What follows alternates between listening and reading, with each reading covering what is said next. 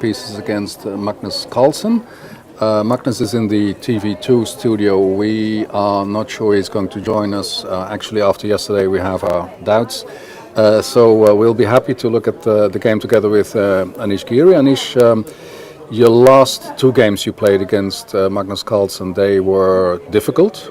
Before this one, yeah. Yeah, the last classical games. Did they still play a role in your head? I mean, trying to get the right attitude for this game? Well, I think, of course, Magnus played me, when I was the most down, yeah, in this Bilbao game. I lost, I think, a couple of games in a row before that, and unfortunately I couldn't put up a good fight then. And in Vikings he had played me nicely, but okay, I generally, if I get a fine position out of the opening, I don't think the game is any different than others. But of course Magnus is very, very tricky, especially in the openings. He's very good opening culture and always able to pose me some problems. But not really this time? Or? No, I think I was, for example, here, I'm already enjoying an advantage because he missed queen d5, and here I'm a pawn up actually. And I should have just gone ed4 and played this position. I'm not even sure he can take. I think he can take, and this is a very nice position for black. Yeah. I have he has so many weaknesses, and this was over ambitious. My point was to provoke rook c1, but let's go back to that position. And why is that a nice position for you? Structurally speaking, I have this outpost on e5, and his king. The fact that he doesn't have pawn on f2 makes his king position somewhat weak. Yeah. And okay, I don't think I should win it. And also, your knight, tactically, your knight can be coming into d3 quite quickly. So that's in fact, this could be just lost for him after knight f4. I don't know. No, it was a disaster not to play ed. I mean, I planned to play ed after rook b1, which I expected, which is a bad move because I can take ed, knight d4, queen c5, and cd knight f4. So did I get that right? You were expecting Magnus to play a bad move? No. I mean, I realized later. No, at first I thought it was a good move, of course. Yeah. No, king h1 is very strong, but somehow, I wanted to get a better version of this somehow with this. But do this a bit slower, Anish, because we have many viewers who are not grandmasters, and they may not. Well, why is king h1 such a good move? I think in all the lines, let's say after d5, I have this check. Yeah. And now I have very strongly grouped knight c8, which was my plan. I'm blockading. Yeah, and I have this extra pawn becomes real. And here I've actually sort of assumed that d5 is not possible because the pawn is hanging. But d5 is very strong, and I missed that. And had I just realized that, because this is very good for me, I think. He has these nice pawns, but his king is weak. Knight d3 coming, queen g6 is coming. I have good position without any risk at all at the same time. So it's a rare occurrence when you play Magnus. So it's a pity I couldn't have posed more problems. Yeah, because here I was thinking maybe I can play this, but then maybe some. The thing is, I'm not able to get my knight to d6 anymore, and this knight on e7 is pretty bad. So I moved like queen before, and finally I decided to go for f5. I thought I was maybe slightly better in the endgame, but he went queen before, and I think this is a couple of moves further on. Yeah, I think it's pretty equal. But okay, maybe it was not so much, but it was a pity not to use this opportunity here. That was a real chance, which.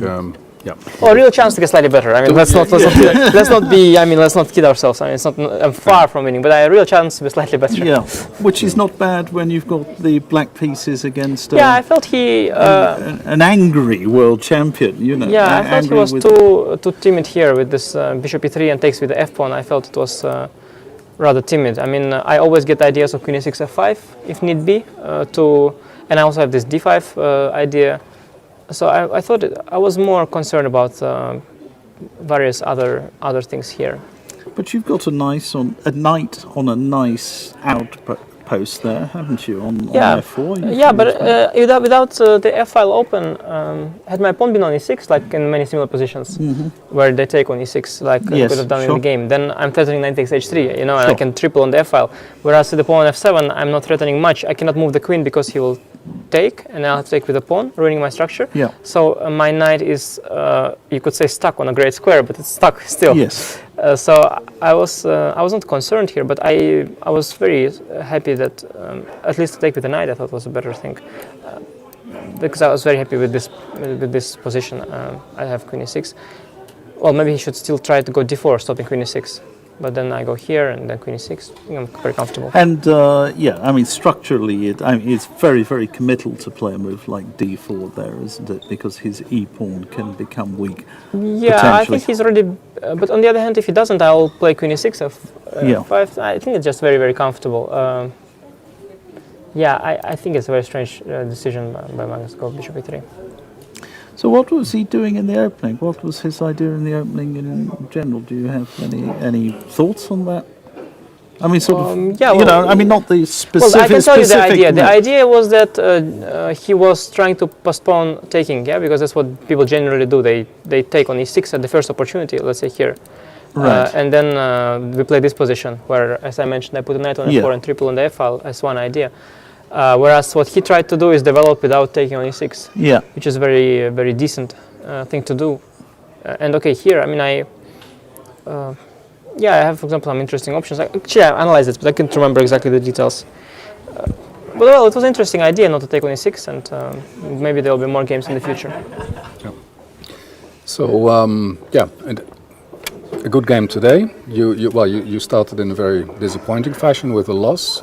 Is that something that is now behind you? That you think, okay, I've played a couple of good games. That was something which happened a week ago, or? Well, it's behind me, but it's still in the tournament standing. Yeah, it's written there in a very thick lining, the SPET 0. Yeah, you cannot remove that. You can put it behind as much as you want, but the fact of the matter is that I'm on 50%, so yeah, still way to go. Okay, great, very good, and you seem to be ready to go. Well, I'm still looking for Jan Ludwig, yes, as I said at the opening of the tournament. Yeah, Not going to be easy. No. No, and by the way, this thing about Jan Ludwig, my last 2 games I was suffering very badly against him for 7 hours and making a draw, so that was of course just a joke. Yeah. In no way insulting Jan Ludwig. No, which is easily misinterpreted these days. Yeah, by haters.